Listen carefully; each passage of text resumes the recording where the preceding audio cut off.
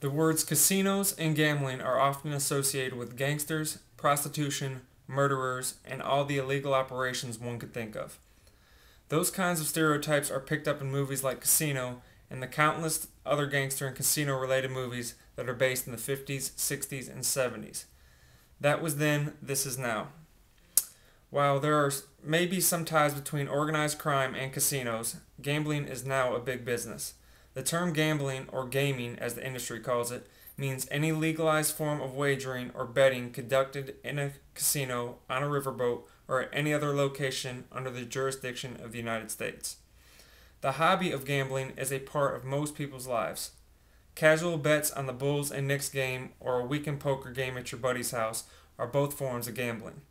Gambling is a multi-billion-dollar industry. In the past few years, Americans have wagered about $500 billion in the United States. Over 85% of this wagering took place in casinos, which are now legal in 30-plus states. In the past decade, there has been incredible growth in the gambling industry. 20 years ago, if a person wanted to gamble, they had to go to Nevada. Nowadays, there are only 6 states in which no form of legalized gambling. Advocates of the gambling industry feel that this growth is a good thing and that it is helping the national economy. However, there are many opponents that feel gambling is hurting families and society. Indeed, there needs to be a limit to the growth of the gaming industry, although this industry does have some merits that don't outweigh the cost to society. Advocates of the gaming industry insist that gambling is good, clean fun, and that so many people enjoying something can't be wrong. In fact, advocates are real quick to point out that fun is not the only issue. In addition, these new casinos have created thousands of jobs. There has also been an increase in tax revenue for the cities that have casinos. Indeed, the increase in tax revenues has helped to rebuild some rundown inner cities and riverfront areas. These people argue there is little reason to worry about gambling, as most people will only lose a small amount of money and will have a fun time losing it. Gambling is like any other business. There are sellers and there are buyers.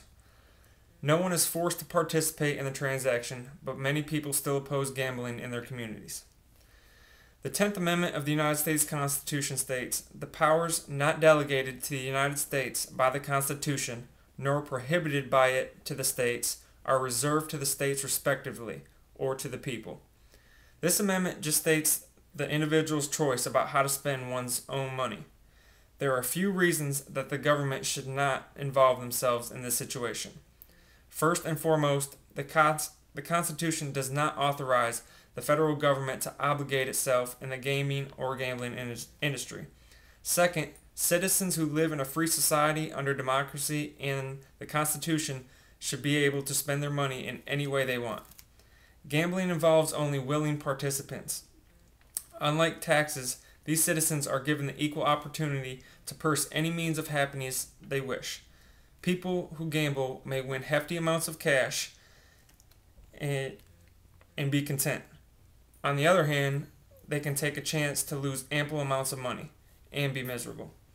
But that is the responsibility of the people, and the government should trust and respect that. Spending money in a casino is no different from spending money in a tavern or sports arena or even a political fundraiser.